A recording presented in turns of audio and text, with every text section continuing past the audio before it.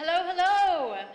To anyone who wants to come and join the conversation with Sekhmet Racing and team, the panel is just about to start, so please do come over to join us. Okay, guys, hi, welcome. Welcome to Silverstone. Welcome to Silverstone amongst the Girls' World Campaign Month, a series of events supporting women entering into STEM subjects and STEM education, and a wider piece of promoting diversity and inclusion within the motorsports industry. So, we have an incredible panel here today, a very full panel. I don't know how we're going to stick to an hour, to be honest. Okay, so we have Maddi Patterson, the principal of Sekhmet Racing. We also have Jamie and Lissy Whitmore, Jamie Hanks-Elliot, who are riders for the team. We have Dr. Suze Kundu, and she is the host and educator of DigitalScience and Cosmic Shambles.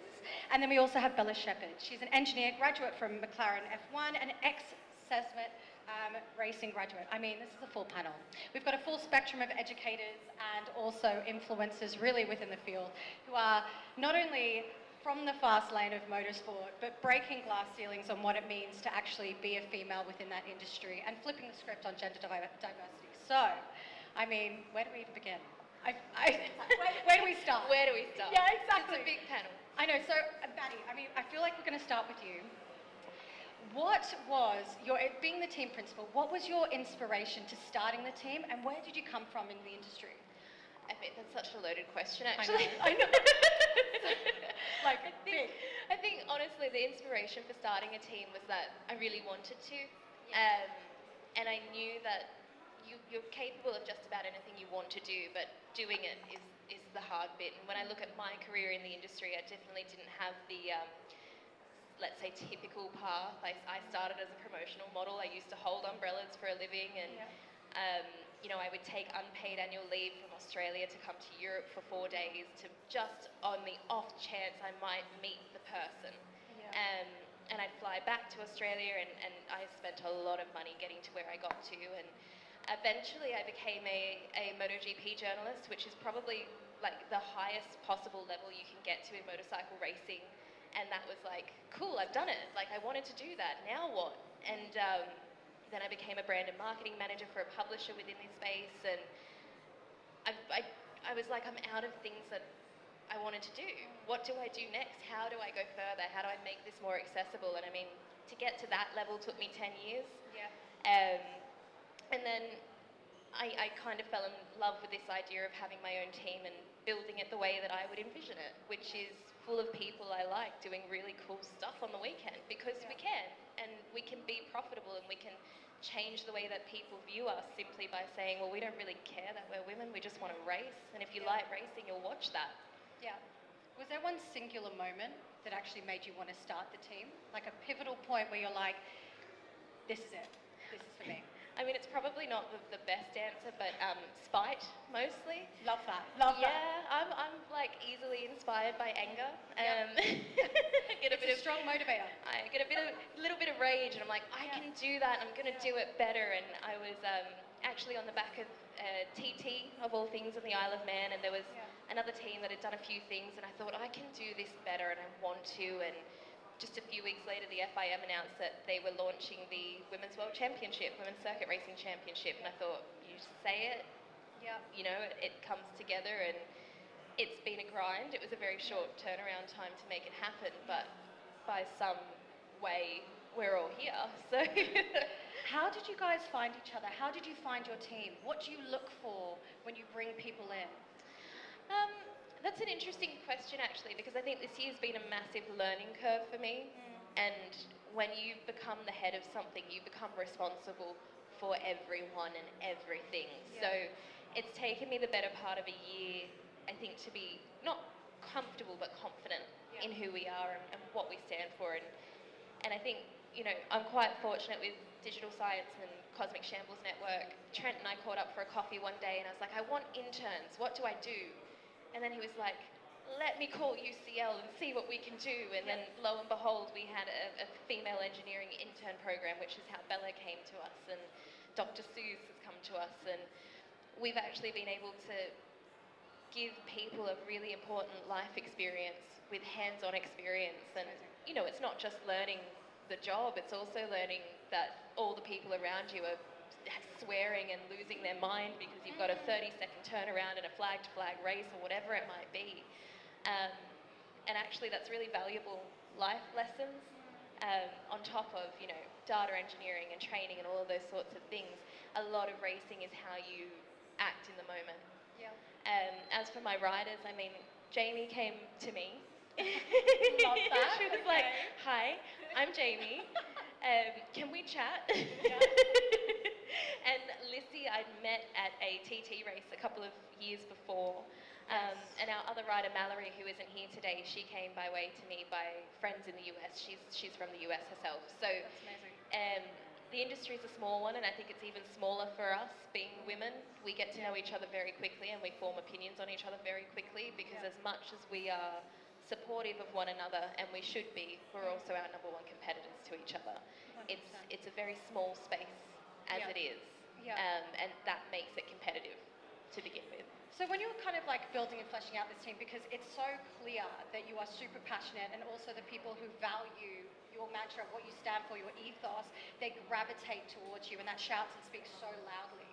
How do you find it when, like, the realities of actually having this team and getting sponsorship and supporting it, how have you found accessing that funding? Have you found that that's come quite naturally to you, or a bit of an uphill ride? I mean, I think sales has always been the thing that I'm good at in life, but this has been an extreme challenge.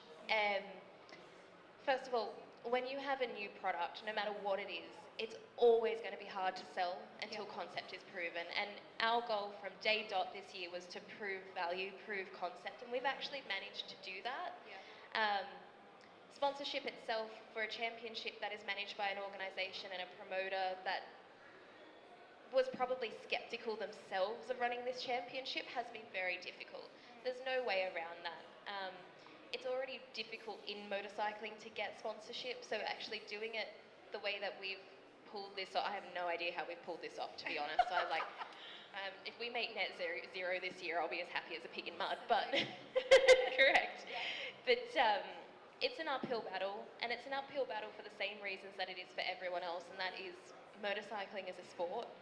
And our goal, my goal for my business, is to give people value, give our partners value, and actually that's proven by the things that we've achieved in a very short time. Oh, 100%, and I think that does stop from, like, it stems from the head down, and that's definitely felt throughout the team, and obviously with the amazing women that you've got here today, because we were just chatting earlier, and it was so inspiring, just like these tiny, like, flecks of what drew you in, and also what drew you into your industry. So I feel like, let's talk about the riders. You guys, I mean, you're a different breed of people. I've got to say, there's a complete different mindset from being on 4 wheels to 2 wheels.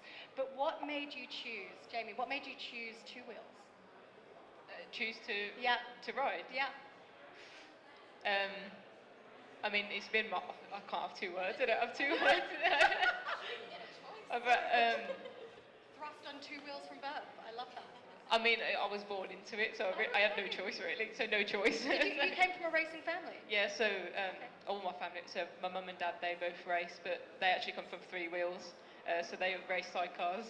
Wow! And my nan and granddad, they also raced as well. Oh my gosh, this is like a lineage of champions. Yeah, so so that's basically how I got into it. The plan was always for me to go to 3 wheels, but I think when I got on 2 wheels, I loved it so much that I just didn't want to, much to their despise, but I mean, it's been I can't have 2 words, I don't have 2 words. But, Thrust on 2 wheels from birth, I love that. I mean, I was born into it, so I had no choice really, so no choice. You came from a racing family? Yeah, so all my family, so my mum and dad, they both race, but they actually come from 3 wheels. So they race sidecars. Wow! And my nan and granddad, they also raced as well. Oh my gosh, this is like a lineage of champions. Yeah, so that's basically how I got into it. The plan was always for me to go to 3 wheels, but I think when I got on 2 wheels, I loved it so much that I just didn't want to, much to their despise, but The extra one was just too many. Like too many. 2 wheels is too many. What does it make you feel when you ride? It's like nothing you can ever compare. It's just the most immense amount of adrenaline, and you go through so many emotions as well over, like, not even just on the bike over a race weekend, but I think obviously that, like, the nerves are a big part of it. But as soon as, like, I always say, as soon as the lights go off, that's when, like, everything just goes, and you just have this, like, immense feeling of, like, adrenaline and, like, concentration. I don't even know how to describe it. I don't know if you can't really, like, compare it to anything. But yeah. What is the mental and physical, or do you have any mental and physical preparations that you do to kind of get in that headspace where you're ready to get on track? I think myself, I have, like, certain routines. Physically, obviously I've got, like, my own, like, training program and stuff. Because I come from, like, a sports rehab background, so that's what I did at university. So I sort of have that a bit to help me, and then mentally I have, like, my own routines of, like, God, I've got a few actually. Like putting a boot on first, like a left boot, a right boot. So it's ritual. Yeah, basically, same it's routine more every time. It can get bad because it's kind of becomes obsessive. Then you're like, if I don't do this, then it means this is going to happen. But Okay. I don't know about you. I don't know if you're in. No, I don't really have any sort of.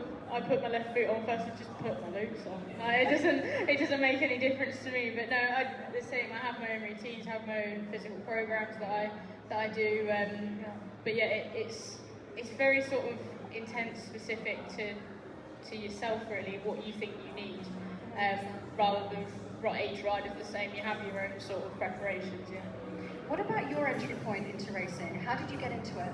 I always like saying it's my dad's fault because he used to work in British Superbikes when I was a little baby. He worked for Valley Racing when I was a kid, drove the lorry, helped make fairings and stuff. When I was like a little kid, he always had bikes, or my family had bikes. My great-granddad was involved in the sort of the birth of motocross in the early days of motocross, so he was the sort of only racer in the family before me. Yeah. He took me to a pit bike racetrack and I decided I wanted to have a go at it, but my dad thought that I'd get bored of it like I did with all my other sports, like I used to do football, rugby, rounders, everything you could imagine. And then 7 years later, I didn't get bored of it, so I'm still here. So I think, You've been into it 7 years?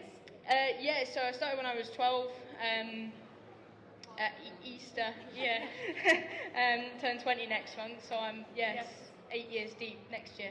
So talk us through the progression for you getting to the stage you're at now. What did that look like for you moving through, and what point did you decide that it was like proper professional level racing, that's what you wanted? It looked like warp speed, actually. To be honest, you know when they go through Star Wars warp speed, that's what it looked like. And 8 years later you're here. Yes, yeah.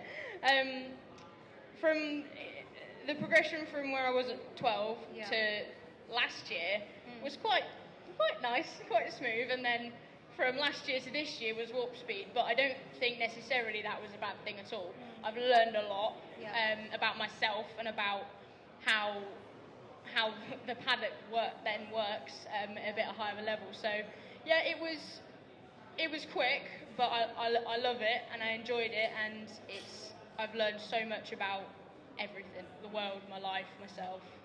Yeah, because you've got to have a lot of, I guess, mental resilience when it comes to like setbacks. Obviously, comparably when you're talking about gender-based biases, how you sort of like approach those two. How do you manage those, whether that be injury, setbacks, or when you come up to any form of like crunchy situation in paddock? What do you do? How do you manage those situations? It's hard to sort of describe how you deal with it, because you sort of the crashing and all that sort of stuff, it's part of racing. Like, it's a common phrase, and we all say it's racing, it happens. And it's really hard sometimes when you just like, you keep going through that sort of hard patch, like, God, is this ever going to end, sort of thing. Yeah. But it always does. You'll always come out the other side, and when you do, it is like the most amazing feeling ever, when you know you've sort of got through it. That's amazing. But it's getting through that bit, and it sort of almost makes you want to give up, but then you're like, it feels demoralising. Exactly, I couldn't think of the word. It feels demoralising, and then I'm lucky enough to have people around me like Maddi and obviously Jamie and Mallory and my crew chief and these guys as well, that then make you stop and think, hang on a minute, I'm here for a reason. This is my purpose in life. This is what I need to do. I can do it. I just need to sort of pull my finger out, sort of thing. Yeah. That's really interesting because I was going to ask, like, you know, being on a motorbike seems like such a singular, solo-minded thing to do. You're very much like focus-driven, but how important team is to help you combat all of those barriers. And obviously, also yourself, Jamie, you've come in, you've just had a sort of like a part where you're stepping back at the moment from racing, and Jamie's coming in to sort of like take over. And how important has it been to have that team support? Oh, it means so much to me, much, because I don't think, I couldn't imagine, I mean, you say it a lot, I couldn't imagine doing it with any other people, and it means a lot to me that Jamie steps in for me, because we've been friends for a long time, almost since the start-ish. Yeah, I think, I think, well, I agree, like, although, like, when you're on the bike, it is pretty much yourself, but I think it makes a lot of difference having a team around you in that you don't have to worry about anything else. You're literally just thinking about, you can just focus on that race. I think when you've got sort of other problems to think about as well, it can like sort of subconsciously affect you when you're riding. So I think it is like massive to have like a team around you, and not just like any team really, one that you like trust and that you get on with. Yeah, I do. It's really important. So life before Sekhmet, what did that look like? Because when you talk about the importance of teams, were there times throughout your racing career to this point where you didn't feel like you had that, or perhaps you were in more gender unweighted, in a kind of environment where you felt like maybe you were the only one kind of riding with this mentality? Big question. Obviously, you go first. Yeah, next one. so for myself, obviously, like when I first started out, it was very much family-run team, which is great. Like I love, especially starting out as well. It's good to have your family around you, especially if they're like, because obviously they've done racing their whole life, so they're like mechanically minded and stuff. So it is pretty much like a team. But I think you get to a point where you struggle financially, and you do need sort of that outside support a bit. And that's what I do have, or I did have, and I think every team's different. I think you go through like your ups and downs in teams. You're gonna have that with every team, but I don't really know which details to go to. Did you ever find it interesting when you were racing? Did you have any sort of mental combative spaces where you were kind of pitted against another gender, and it wasn't just based on skill set, it was like, because you're a girl, you're not as good? 100%. Like, they'll never ever admit it, but boys absolutely hate it when they beat you. Oh my god. No, when you beat them, I sorry. can imagine. Yeah, 100%. Yeah. Long hair jealousy, I see. Yeah. I think, I noticed it more so in the junior classes, because obviously like boys are boys. I think, what's good about the smaller classes as well is that it doesn't actually matter whether you're a boy or a girl. 100%. It's like we were all pretty equal, and you do notice it, like they do hate it. That's what drives you though. Yeah. You like live off their hate. When you talk about motivations, I mean, you said it earlier. For sure. But no, I think it's getting better, and I think because when we started, there was never really that many. I know when I started anyway, I think I knew like 2 other girls that rode. But I think now that there's more, I've definitely got more respected. I think. That's incredible. I think, because I've been doing it. How long have I been doing it? So I started when I was 13. I'm 21 now. Wow, so both 8 years. That's amazing. So, but starting to feel old myself. But no, what have I achieved up to the age of I No. could eat brownies very well. Definitely got more respected, I think, though, as time's gone on, which is good. Shows sort of how far we've come, really. That's amazing. But yeah. So what about yourself, Lissy, also? Have you seen then also like the growth of like females entering into this space over the last 8 years? Have you seen that kind of like trajectory kind of like... Yeah, definitely. I mean, we sort of came in a wave, because we were all at the same place. We rode at Thundersport. I mean, I went off and did my own thing. I was at North Gloucester, but we were all at Thundersport, and then it was me, you, Katie, Charlotte, Scarlett. Polly she didn't move on to, but Polly Richardson, she was there. She does club racing still, but we all came up in a wave and all went at the same time. So it was like, oh, there's all these girls. Yeah. Oh my god, sort of thing. And then at Donington 22, it was the International Women's Day, and it was at that point there was the most women in the paddock that there ever had been across hospitality, riders, team officials, and it was like a massive thing because the year before there was one girl in the whole championship. What do you think shifted that over that 12 months? I don't think it was sort of obviously definitely confidence in the fact that girls can do it, and I don't think it was anything in particular. I think it was almost a massive coincidence that we were all there at the same time, and we all made that move together. But I think the fact that Charlotte moved up, then was like, right, I'm going to move up, and then Scarlett moved up, and then Jamie moved up, and it was just like we all sort of knocked each other in, and then we were all there, and we're like, oh, okay, this is really good. Like we've got all of us around you, and we were all there, and it was really nice as well. It was a nice feeling, yeah. It's interesting, you really touched upon something that's so needed within the space, is visibility and representation. And I actually want to ask Dr. Suze, because this brings me lovely onto Cosmic Shambles. Because if we look at the last sort of 12 months, there has been a huge uptick in people, and women specifically, who have been shown an interest in motorsports.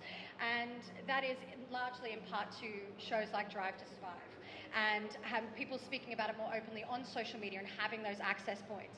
But, which you will obviously have all experienced, four wheels get so much more broadcast space and airtime than two wheels. So tell us a little bit about what you are doing with Cosmic Shambles, and a little bit about your background, because you've come from an interesting space, which gives you a bit more of a context as to why it's so important that you're the mouthpiece to bringing this whole thing to life with Cosmic Shambles. Yeah, sure. So I suppose the background is quite interesting. I feel like a massive fraud being here. I drive a compact SUV. So this is entirely new to me, but for me, I'm a materials chemist by training, and I used to teach engineering at universities. I was very much in sort of a very similar position to a lot of the people on this panel, in that I was one of very few women and other hats and other demographic groups, and it can become quite challenging, because for some reason, sometimes people hold the attitude that you can't do something as well as other people. So there's the old adage that you work twice as hard for half the acknowledgement. And that, I think, is probably relatable to a lot of people. But something that Lissy's just mentioned about one person kind of breaking that barrier and paving the way for others and not lifting the ladder up behind them is so important. I think that's why teams like this and having something like a World Championship for women is really important, because it provides visibility. It provides role models, not just for young girls, but for young boys as well, to say, actually, everyone can do this. Everyone is as capable of doing this as everybody else. So what we are doing with DigitalScience and with Cosmic Shambles, DigitalScience are bringing the data, the historic data that showcases maybe why there's such a systemic bias against women and other underrepresented groups in engineering and other professions that support motorsports. But we're also celebrating the changes that have taken place. We're telling the story. We're showcasing these role models, not just the faces of the riders and the teams, but the whole iceberg, because these are just some of the faces that you'll see. Seeing all of the engineers working towards this endeavour is huge. And so being able to showcase all the different aspects that come into making this happen, I think is really exciting. And I do think that visibility means that if you can't be what you can't see, well, if we see more of these amazing people, then we should see even more people coming up through the ranks. I suppose the ultimate goal is to not have to have panels like this, because it won't matter, because everyone will know that everyone can do everything they want to do. They can all be a Maddi. 100%. I think to your point, oh my gosh, no, you're breaking so many ceilings. We all right want to now. be Maddi. Yeah, exactly. All inspiring to be Maddi right now. I think that you touched on a really good point. Actually, a few good points. I'm like, which one do I speak to first? One, removing labels to what it means to be in something. You're not just a female racer. You're not a female, head of a principal of a team. You're not a female researcher. You're not a female engineer. It's like you are just an engineer, because it's not about representation, because it's normal, everything that you see. And to your point about visibility, it's like sometimes it's not even a point of consideration, because you've never seen a female there. So you're like, well, maybe it just wasn't interesting for females. And it's not that it wasn't, it was just that there was never the opportunity for there to be somebody there to be seen.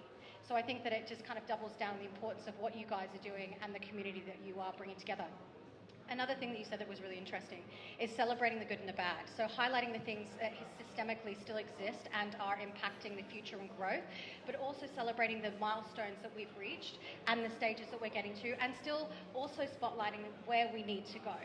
So what exactly are you doing with Cosmic Shambles and the story and the show that you were talking about, which centralizes around Sekhmet racing and further beyond? So Sekhmet, despite the fact that this is a women's world championship, is still quite rare in that it has a woman at the helm. So one of the aspects that we're trying to showcase is the challenges, but also the opportunities that presents. But it is, again, it's showcasing a year of this and what more there is to come.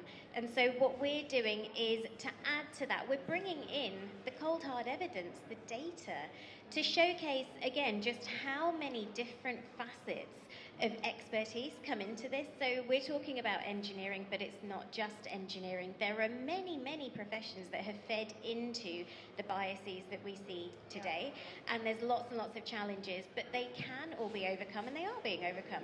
And so in a year, we're following the story of the team, but through that, we're showcasing the delicious nerdery. We've also got a bunch of amazing UCL interns from UCL Racing, UCL Mech Eng. I was actually a UCL grad 3 times over, so I know that they do a huge amount to support breaking down barriers to inclusion for everyone in any subject they want to pursue. But one of the things I think is really exciting is the hands-on experience that the interns are getting, and we're showcasing that as well, and the difference that that makes. You can be, and I have taught kids in an amazing institution that I will not name. They are brilliant theoretically, but what was really interesting was that when I go and visit them on their engineering placements, the feedback was always, they have the knowledge, but they don't have the confidence to apply it. And so being able to apply that in a practical context is so valuable. And I think this is sort of giving them that opportunity to really see what it's like. I mean, this is how I met Bella. Bella was one of the 6 interns that we've had, and Bella will tell you about her amazing role at McLaren shortly, I'm sure. But I think it is that aspect of, you know, there is still a problem. Things are getting better, but there is still a problem. Practically, what can we do to start to change that? And this is something that the team have been doing in a really tangible way, and that's the difference.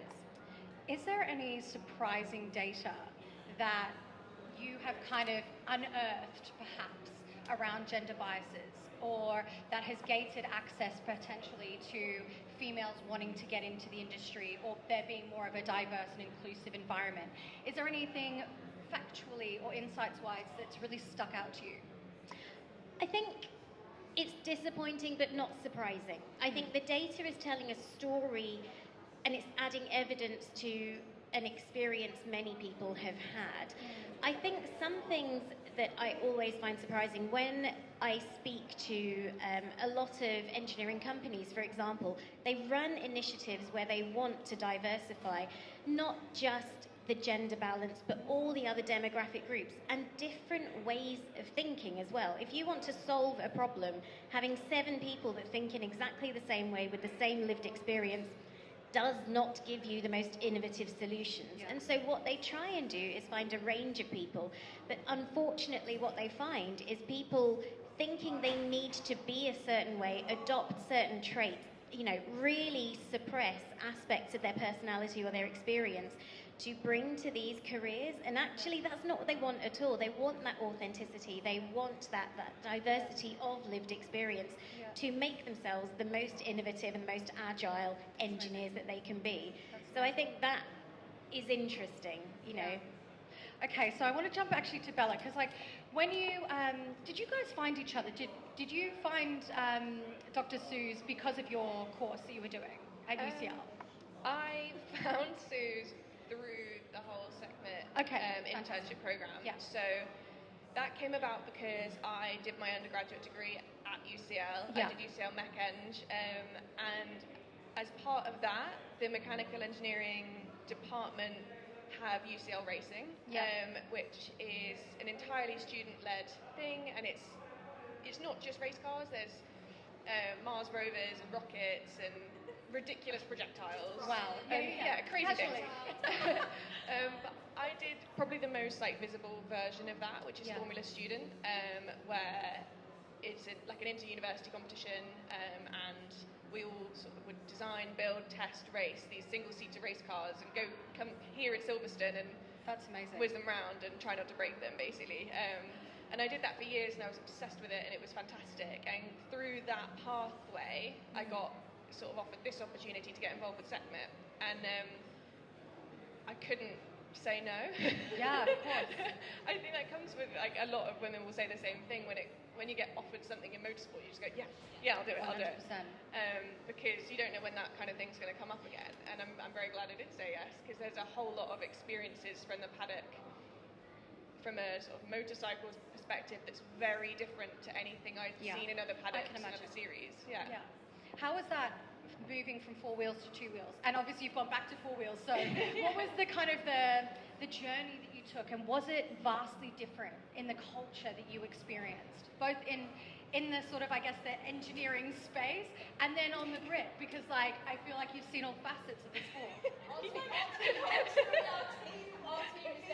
You are a microculture in itself.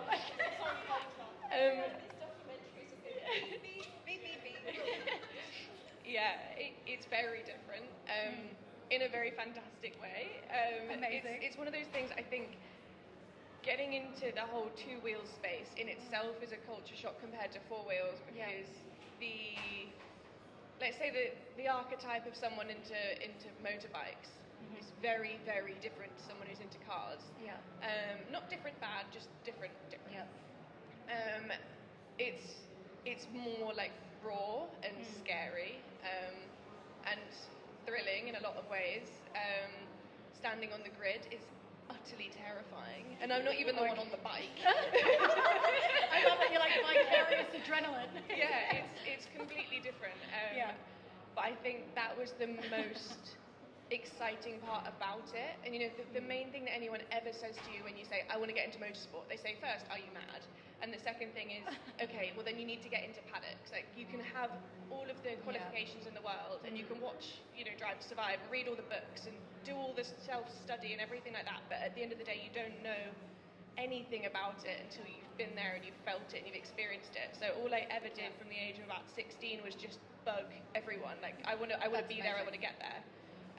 So I've been in endurance paddocks and GT paddocks and Formula One, thankfully, and the motorcycle paddocks now, and having that depth of experience through as many different forms of motorsport as possible, I think has very much shaped the way I think about things. It shapes my understanding of the human performance perspective, especially because there's so many different aspects of what makes a racer tick, whether that's on 2 wheels or 4, and there's a lot that transfers, but there's also a lot to be said about the difference between, the inclusivity side of it from both paddocks. I would say from what I've noticed, things like the women's championship is a huge step for bikes, and I would maybe say before that, it seemed like the whole motorbike space was lagging behind the 4-wheel space in that sense. So this sort of thing is just incredible, because it's kind of we're here, we want to be here, we're going to do this regardless of whether people want us here or not. Sort of seeing all the different sides of it and the different forms of motorsport is really important as an engineer and as a woman in motorsport in general. Have you noticed a sort of a mentality shift or a particular point of difference between, say, a female rider or driver compared to your other gender counterparts? Do you feel like there is a kind of, whether that be ego-based, whether that be a deserving to be there, whether that just genuinely be a confidence to believe that they have a right to be there? Do you feel like there is that shift in mental confidence? Yeah, I would say there's a really interesting difference between men and women when they get into cars or bikes or anything like that. The main thing I've noticed is that because women aren't typically in the space, they don't want to make their voice known in a manner that's like, I know everything. It's more like, this is my opinion, this is my perspective, I would like your input. Yeah. Whereas I have found a lot of the time, more so with younger male drivers, they're like, this is how it is, this is my opinion, this is what we're doing. I think because they're more comfortable in the space. I think there's pros and cons to both. You know, I think it's important for women to say, this is my position on things. Yeah. But at the same time, I think a lot of the male drivers could take a leaf out of the women's book of, let's bring in all perspectives and form more of a rounded approach to things. That's kind of the main difference I've noticed. There's a lot more listening from the female side of things. Yeah. Not in all cases, but as an average. Yeah. So how important do you think that female mentorship is across the spectrum, especially in engineering, to make you feel more comfortable and empowered within the space? Oh my goodness, it's hugely important.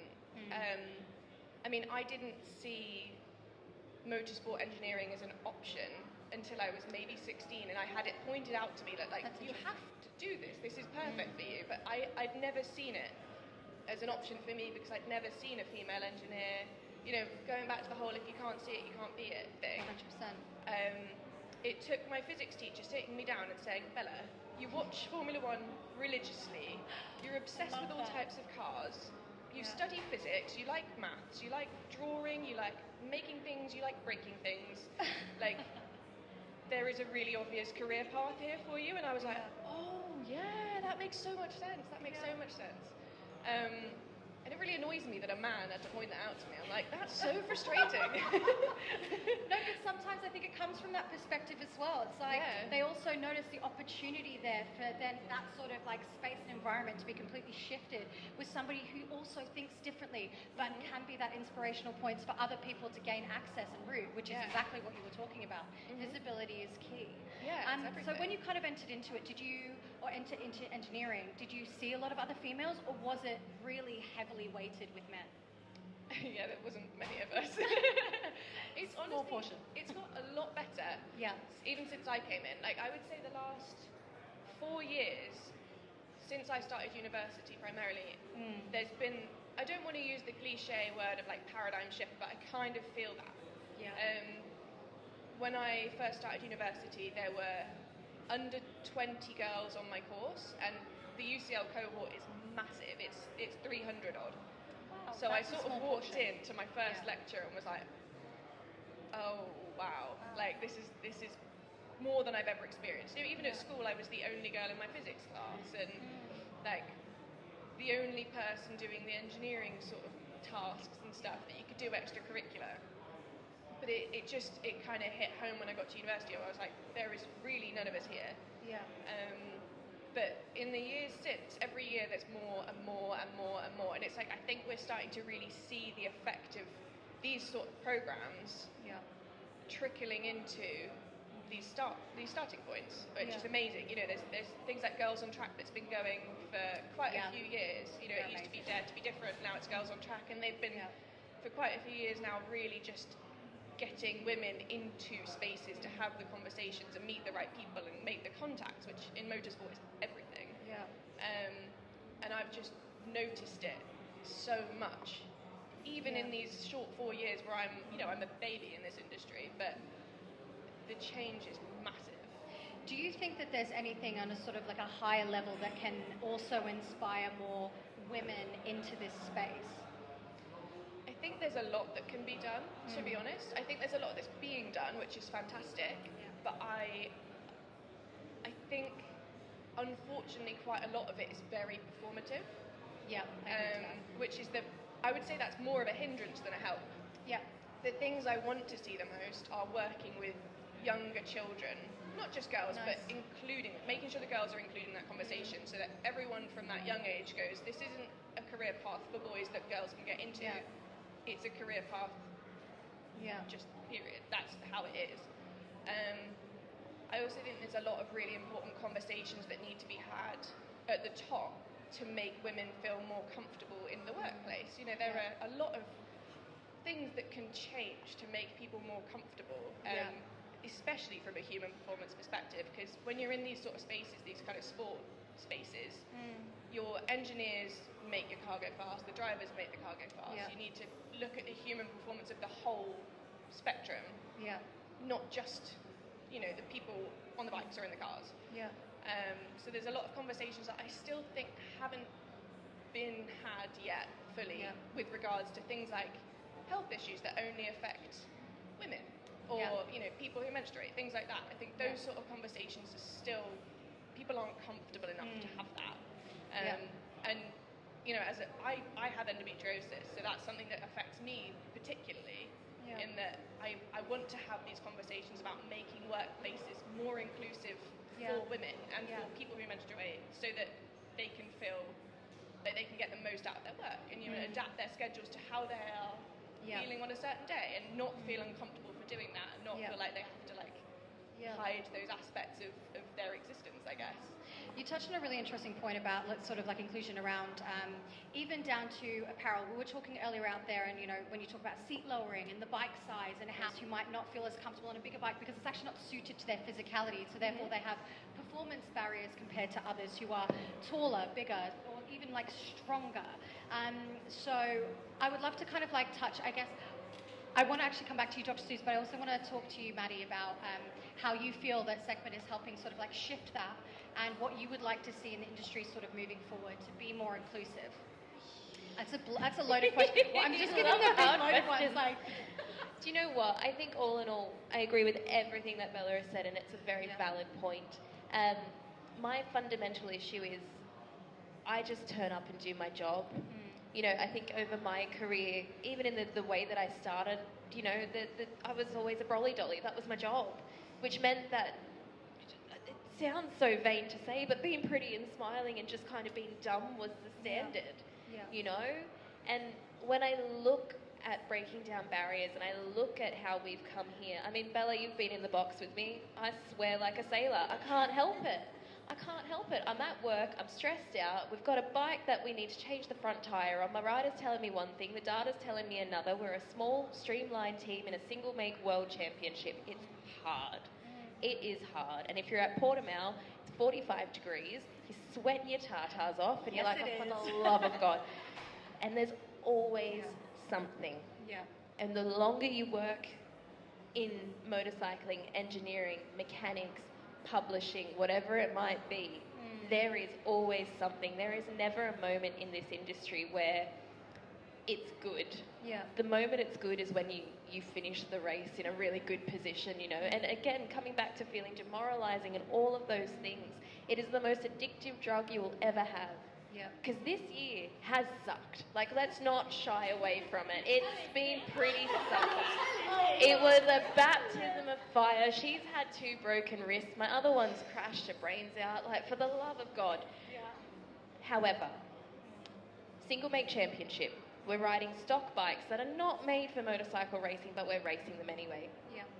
We have very little say in the telemetry in the telemetry of the bike, in the suspension of the bike, what we can do to the gearbox, the handlebars, the seat unit. There's so little that we can change that we actually have to adapt to our surroundings, which is a massive task. And on top of all of that, you've got couch racers on the internet telling you that, you know, you suck because you've got big boobs. Well, hang on. You're not turning up. You're not starting the team. And it's always people with the greatest criticism that sit at home.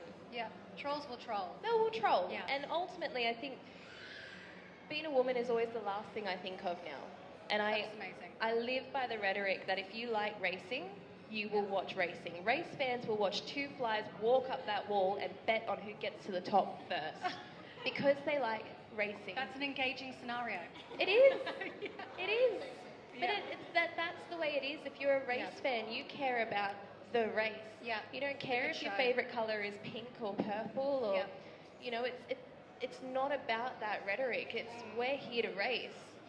And we're in such a unique position. We're one of the very few free-to-air world championships in the world. That's amazing. I think the promoter can do a better job at making that known to people. And I think also, again, that comes back to an unproven product, proving value, proving worth, and perhaps in the coming months they will.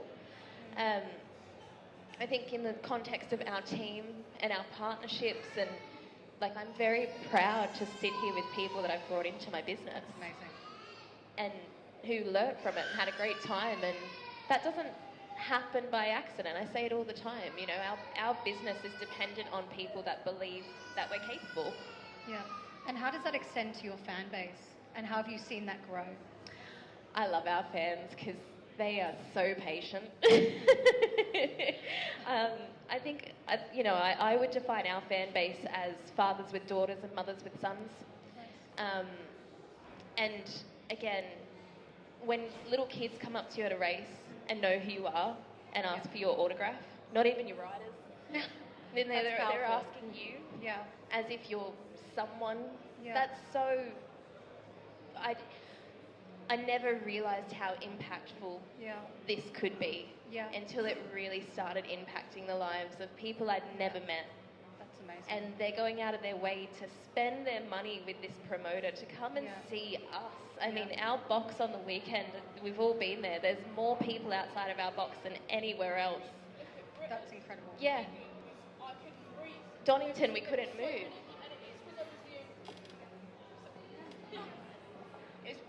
The British round, I think, was very interesting because you got all the heavy fans, if that's the right word. But I you know what I mean? In the same token, so was Italy. Yeah. So was Portimao. You weren't there for that one. Yeah. And so was, where were we last week? Cremona. I mean, again, that comes back to the... You guys are the riders, and I love you so much. Thanks.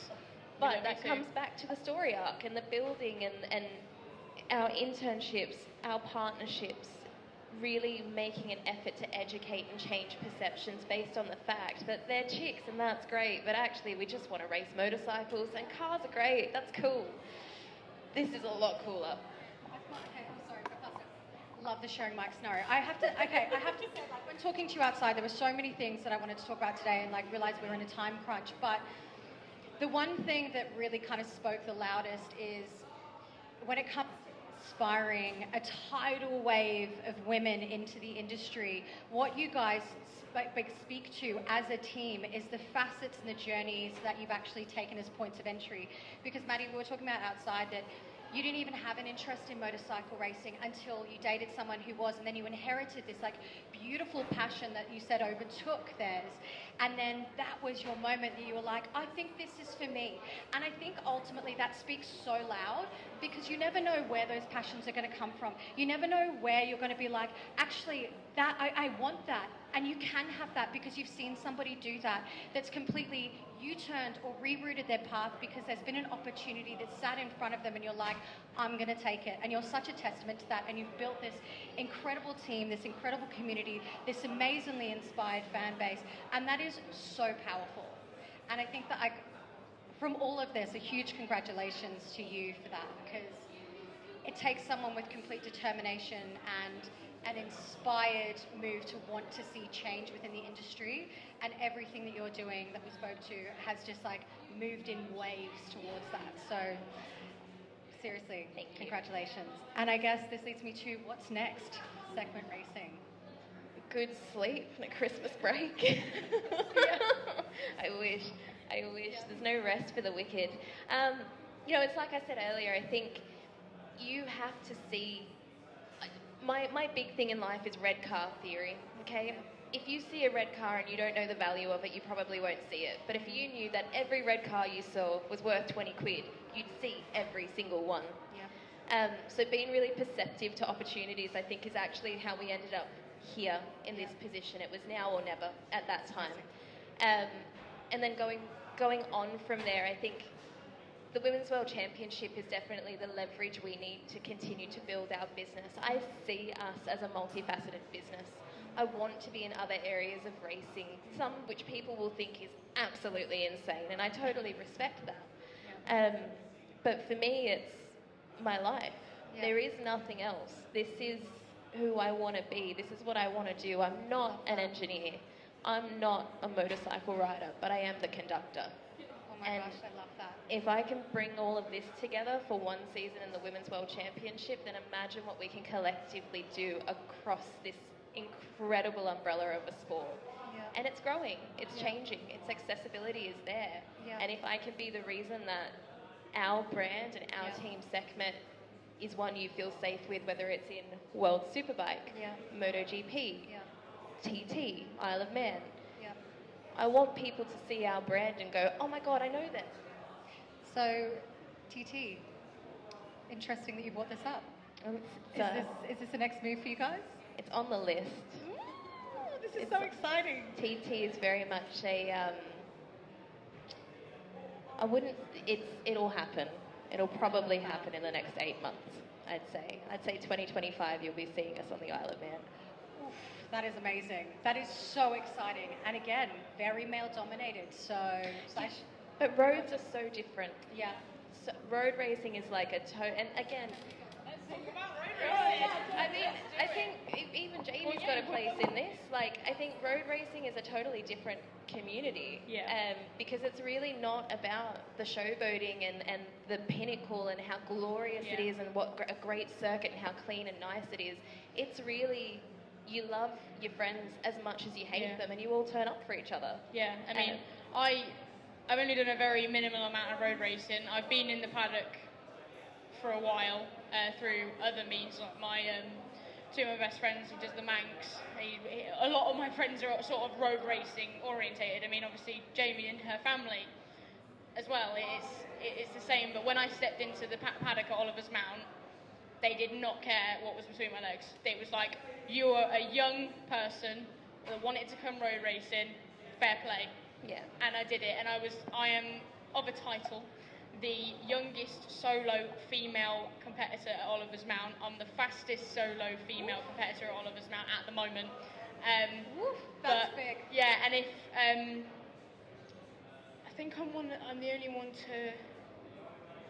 No, not that one. I talked about that with Bradley, the commentator, and he's like, you were almost the first solo women to get a podium. And I was like, yes, I know. Almost, very close. I was fourth, so it was very close. But yeah, the road racing paddock, it is like you split down the middle between sort of the Grand Prix and the Superbike paddocks to the TT. I mean, we've both seen both sides of it.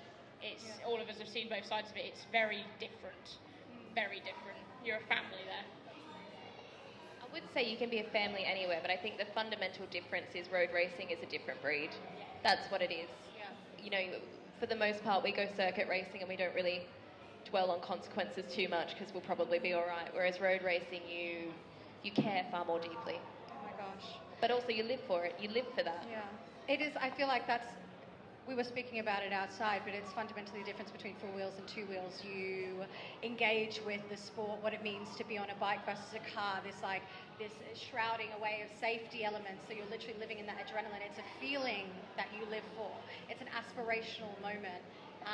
And I think that's almost like gives more like heat and value and kind of like vicarious living when you see somebody who's on a bike racing really fast. You're almost like feeling that moment with them, and you can so see that when you are in the paddock with the members of the team. And I've had the luxury of being able to be in a few different paddocks at the BSB as well as, you know, being there on the grid of the F1, and I'm like, that's massive. And you can see the energy running through every single member because it's like it is that collective mindset. And that's what makes it so exciting, right? Like, as Bella was saying, it really, and you were saying, until you're standing on the grid and everyone, like, what makes a race a great thing? I don't care if you're a man or a woman, I just want to watch a good race. Yeah. What makes it great is the moment you're all on the grid and you're going, for the love of God, don't come off that bike. Do not come off that bike. You sat there with your knots in your stomach and you know that your rider's sat there, and this one, I don't wear my hat on the grid, my head gets hot. Put your bloody hat on.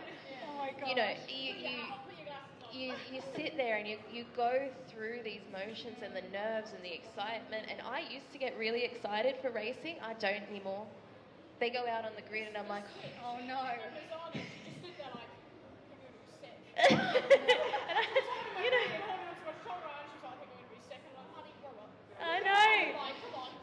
but that's because it's my baby. You see, it's totally different. No, it's the whole concept. It's like I built this, and like I said before, for everything that goes right and everything that goes wrong, unfortunately, the responsibility of it falls to me, and that's actually quite a heavy weight to carry. Yeah, I can imagine.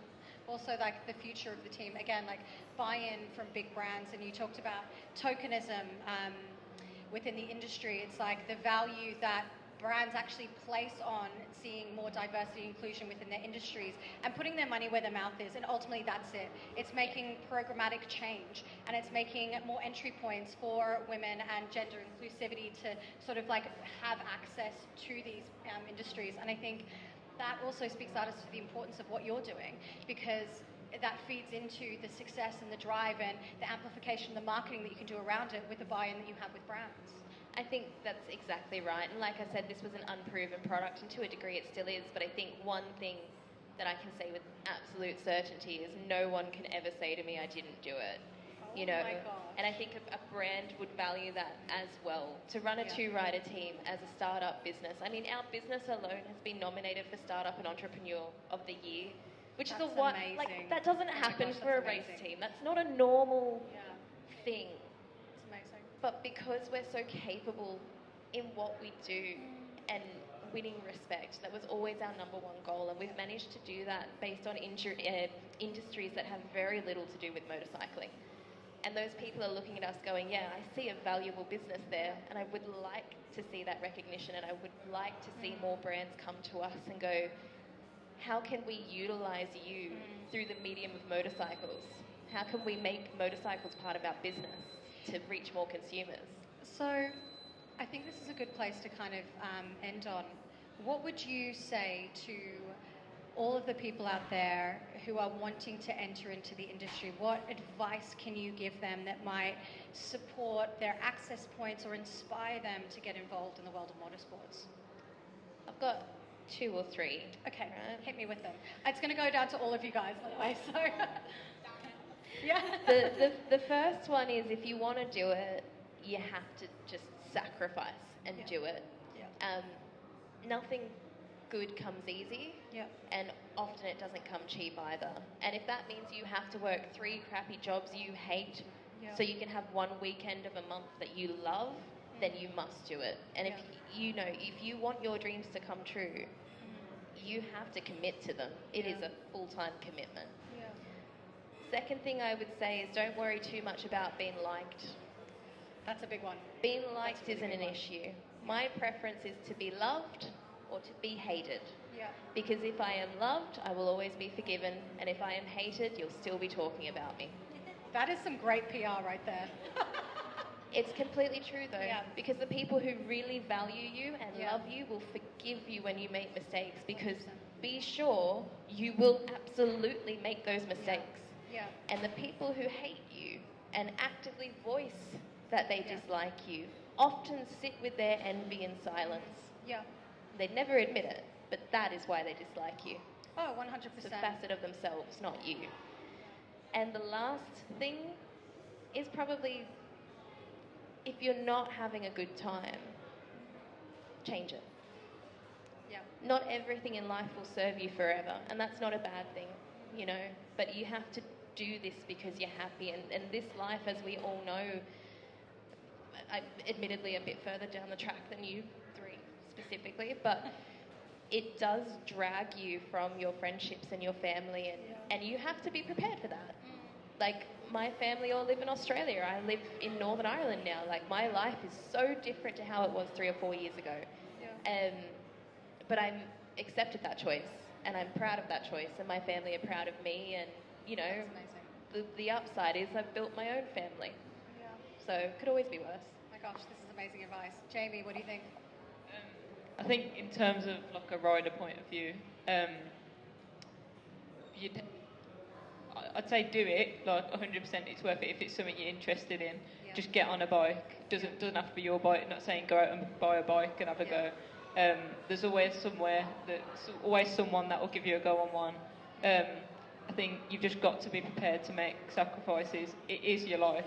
It does consume your life. Like, same with me, you have to be prepared to lose friends that you might have had before. But if you really love something that much, you don't really think twice about stuff like that. Your parents have to be prepared to make sacrifices as well, because it is their life as well. And like, yeah, I just think that that's the main thing, is you will have to make sacrifices, but at the end of the day, it always is worth it. And although you have your ups and your downs, but I think ultimately when you step back and look at sort of what you've done, and when you see yourself progress, because you don't actually notice yourself progress until you take a step back and look how far you've come over sort of a period of time, it always makes it worth it. I always just say, as long as you're having fun, keep going, because there's a lot of people that will keep doing the sport because they think that's it, I've made all these sacrifices, I've got to keep going. But I always say it's like when the fun stops, that's when it's a bit like betting really. When the fun stops, stop. But yeah. But yeah, pretty much that's what I've got to say anyway. Yeah. Yeah, I think the biggest thing that I'd say is no matter how much you think you can't, you can. I've said that 1,000 times before. But yeah, you need always be aware of yourself and what you want. Follow your heart. Don't ever think that you've got choices. Never think that you're gonna. This is the be all end. You make your sacrifices for what you love, but never think that it's not gonna, like, your rest of your life isn't gonna be there, sort of thing. Do you know what I mean? So if you love it, keep going, keep going for it, but never think the rest of your life isn't gonna wait. Like it's still there. Like jobs are still there, money's still there. You know, well, money's not there, but jobs are still there. There'll be more houses for sale. There'll be another car. You know what I mean? It's you make your sacrifice for what you want, but when the fun stops, stop. Okay. Because you just echo sentiment. Yeah. I would say find your tribe. I think that's pretty evident in this team. I've even dressed as the team today. You got the memo. I know, I got the memo. Well, you did not get the memo. Did not. But you wrote it, and that's okay. But I would say, reflecting on something that Bella said, it was a male teacher that saw your potential. I think in a lot of places and spaces, the people that have a lot more experience in some of these areas can still be men. But they can massively champion women as well, and they can sometimes, have a louder voice in certain situations. So find your mentors, whether they're like you or different to you. Find your tribe, find your team, find your supporters. But I'd also say, reflecting on something Jamie did, take a chance, ask. Yes. Because you never know. It only takes one person to say yes, and you're doing the thing you want to do. So be bolder. I'm going to take that one. Oh my God. I would say from an engineering perspective, my piece of advice primarily would be work hard. Don't underestimate the challenge that you've got ahead of you, because if you want to be in these spaces, you've got to know your stuff. And whether that comes through learning on the job or learning at university or however you want to go about it, you have to work really hard. So if you're not willing to work, don't bother, because it's only the people who want to be here will be here at the end of the day. Find your people in the exact same way that everyone's kind of echoed. Build the communities around you that are going to uplift you and support you and get you through certain doors. And I'd say for motorsport that is so important, because especially if you don't come from a motorsport family, it is so closed off. It's so insular that if you're not in, you can't see over the wall. It's really finding that one contact in the first place is such hard work. But once you've got one, you've got to make sure you take that and you get the next one and the next one and the next one and the next one, and you don't stop at any point. Just always keep talking to people and building your communities and finding more family members, basically. So that whatever space you're in, you've got someone to bounce off and help you with your confidence and help you with, your next challenge, your next adventure. And then I'd say the third one is don't take no for an answer. Love it. Love it. Because with it being insular as a community, but also with it being so competitive, you're going to get so many no's. Yeah. You're going to send hundreds and hundreds of emails before you get one back. Yeah. But it's that one that comes back That can that be you all then the have to keep difference. going with. So don't be discouraged if someone says no. If anything, do exactly what Maddi does and get angry, and then use that anger to make you go further. To make a game-changing team. Yeah. The landscape of motorbikes. I love that so much. Yeah. It's really interesting. Like, I think there's one kind of current thread in all of that is like, don't be scared, just go for it. And also, when you stop loving it, then don't do it anymore. But you can also pivot at any point. And I think that is such a nice and open way to leave it. It's like, if you want something, go for it. But don't be scared to change. And when a door opens, run through it. So how can people follow your journey? Where can they find you? Where can they watch this show that's coming out with Cosmic Shambles and Netflix? That one, I have no idea about that one. I've We'll just never have heard to, of anything. Have to ask those people. Oh, yes, For that, I have of no course. idea. But with Yeah. Cosmic Shambles, our documentary series documenting our journey with our interns in digital science, and Lil Suze, Yeah. Dr. Suze, Lil Suze, that's my nickname for her now. I know that we said it was going to be the end of the year, but like all things that are documentary based and information based, we're actually quite interesting. So I think it's a big story with lots going on. It did start off as engineering, and now it's like, wow, there's a whole life. So I imagine early next year, somewhere early next year, perhaps. Yeah. As for our series itself, the World WCR series, you can watch live and free all races at World WCR on YouTube. Amazing. Our team, really straightforward, follow us, Sekhmet Racing, Facebook, Twitter, now known as X, and Instagram. Yes.